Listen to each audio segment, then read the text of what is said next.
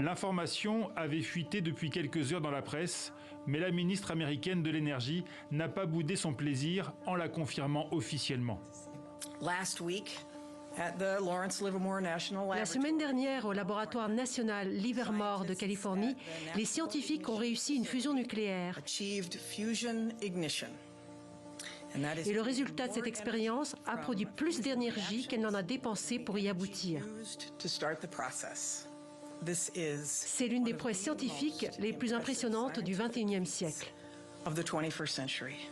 Cette découverte, les scientifiques nucléaires du monde entier en rêvaient depuis 60 ans, car à terme, elle pourrait alimenter l'humanité avec une énergie décarbonée et sans limite.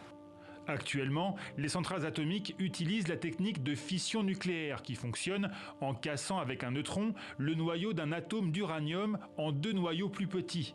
L'énergie provoquée par cette fission est convertie ensuite en électricité. La fusion nucléaire, au contraire, réunit 2 atomes d'hydrogène pour former de l'hélium. C'est cette réaction qui fait vivre les étoiles, comme notre Soleil, et elle produit au passage une immense quantité d'énergie. La semaine dernière, les scientifiques américains ont donc réussi à reproduire sur Terre les conditions de chaleur et de pression extrêmes nécessaires à cette fusion. Pendant cette expérience, 192 lasers ultra-puissants ont été pointés vers une toute petite cible de la taille d'un grain de poivre. Et ils ont chauffé les atomes à une température de plus de 3 millions de degrés Celsius, dans les mêmes conditions qu'une étoile.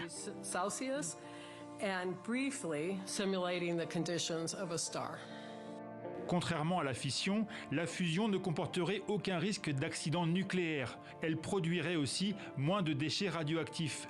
Surtout, par rapport aux centrales électriques à charbon ou au gaz, elle ne génère aucun gaz à effet de serre.